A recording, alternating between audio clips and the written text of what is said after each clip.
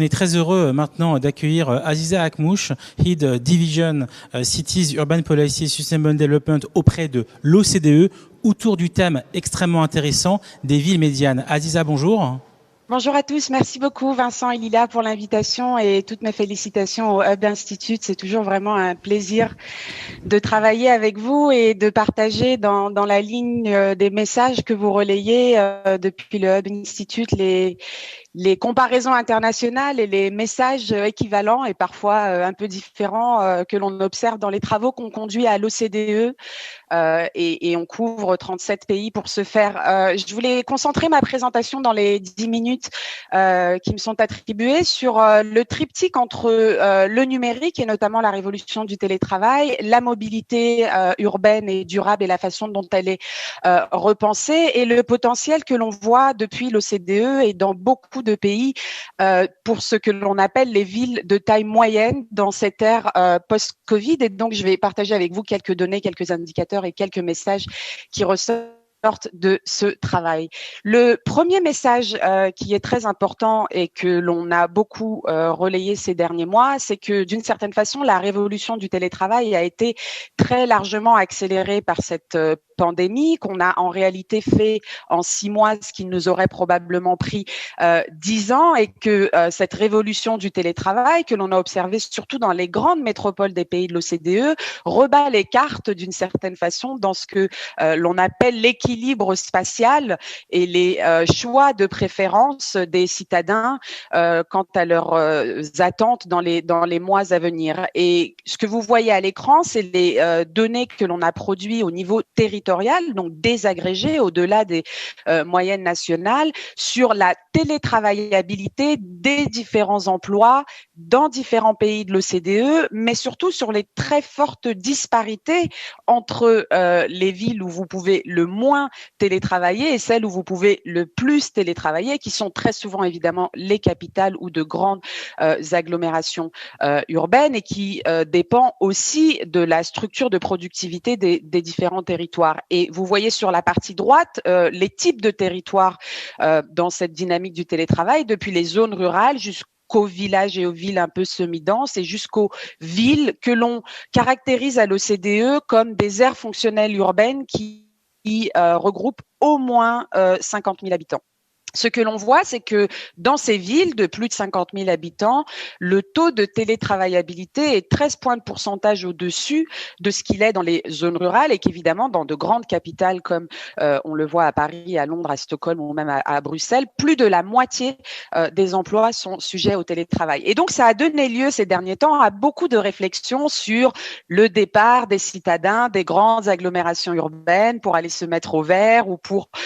pourquoi pas, se mettre dans des villes de taille moyenne où la qualité de vie, somme toute, pourrait être meilleure. Et le message que l'on envoie sur ces développements qui ont été un peu à la une de la presse ces derniers mois, et notamment dans des pays comme la France, c'est qu'en réalité, les gens ne s'agglomèrent pas dans les grandes agglomérations et dans les grandes villes uniquement pour le travail et la productivité. Les gens se concentrent, et les entreprises aussi, sur ces territoires aussi parce qu'il y a un certain nombre de dimensions liées au bien-être qui sont multidimensionnelles et qui vont au-delà des indicateurs économiques traditionnels. Et c'est pour ça qu'on s'est beaucoup intéressé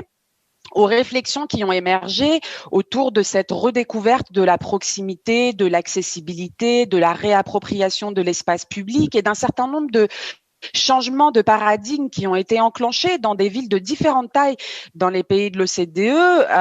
avec notamment cette forme d'urbanisme tactique qui a permis de prendre des décisions très vite, de mettre en place des arrangements temporaires qui peut-être vont devenir beaucoup plus structurels, tant en matière de coronapisme, comme on l'a entendu ces dernières minutes, que dans la réflexion globale autour de ce qu'on a appelé à Paris la ville du quart d'heure, ce que Bruxelles a appelé la ville des 10 minutes, ou ce que Melbourne appelle la ville des 20 minutes, avec y compris des développements autour du territoire de la demi-heure qui permet de connecter un peu mieux le rural et l'urbain. Et donc, ces messages reflètent véritablement cette nécessité d'accélérer ce passage d'une logique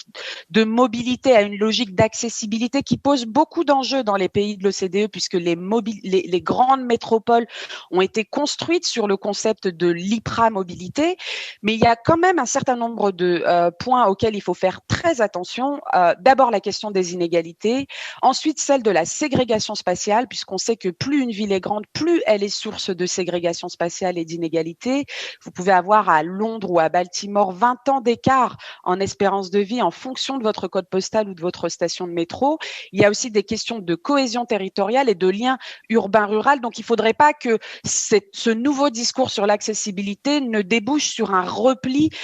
qui à son tour peut être une source d'inégalité. Et c'est d'autant plus important qu'on sait tous que tout le monde ne peut pas aller travailler en vélo ou à pied, et que les indicateurs qu'on a produits en matière d'accessibilité dans les villes à l'OCDE montrent que selon que vous utilisiez votre voiture ou les transports publics, y compris dans des zones très denses comme l'aire fonctionnelle urbaine de Paris, vous n'avez évidemment pas le même accès dans un rayon immédiat, une trentaine de minutes, soit en transport sur la carte de droite, soit en voiture sur la carte de gauche, à toute une série de magasins. Et donc, plus on s'éloigne du centre, techniquement, et moins on a accès à ces opportunités. Et c'est pour ça que la ville ne doit pas se définir uniquement par ses frontières administratives, mais aussi par ses connexions entre le lien rural et urbain, et par cette approche fonctionnelle qui, en gros, correspond à des bassins de vie et d'emploi. Je vous montre une diapositive ou deux de plus et je conclus. J'insiste pas sur les messages que vous voyez à l'écran qui font écho à tout ce qu'on a entendu, à savoir véritablement les potentiels de croissance autour des formes de micro-mobilité et du vélo ces derniers mois, la stigmatisation des transports publics, même si je suis assez d'accord avec l'intervenant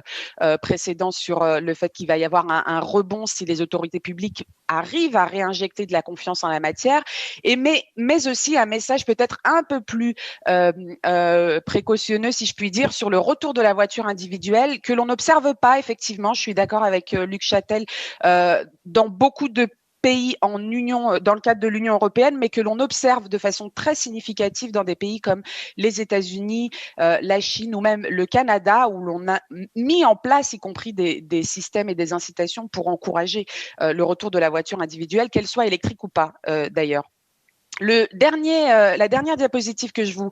présente résume un peu les défis et les opportunités autour de ces villes de taille moyenne, de grandes opportunités en termes de qualité de vie, d'accessibilité, d'abordabilité, et parce qu'on sait que les inégalités sont moins importantes, mais de grands défis aussi en termes d'accès à l'emploi, d'attractivité pour les entreprises et notamment à l'ère du numérique, de raréfaction des services publics, mais aussi de gouvernance et de capacité fiscale. Et puis de tout ce qui relève de la construction des infrastructures à l'ère du numérique, de la connectivité et de la qualité des services publics. Et je terminerai en disant qu'il faut garder en tête cette très très grande hétérogénéité quand on parle des villes moyennes, selon qu'elles soient proches ou pas de grandes métropoles, elles peuvent continuer à emprunter ce que les économistes appellent les effets d'agglomération ou pas. Dans tous les cas, on a bien vu comment la pandémie et les réflexions autour de nouveaux paradigmes urbains qui en découlent avaient rebattu un certain nombre de cartes et créé des opportunités pour ces territoires dans le cadre d'un système urbain beaucoup plus polycentrique et beaucoup plus équilibré. Voilà, j'en reste là. Un grand merci à tous et puis je vous laisse à l'écran quelques sources et rapports sur le sujet que vous pouvez télécharger en ligne.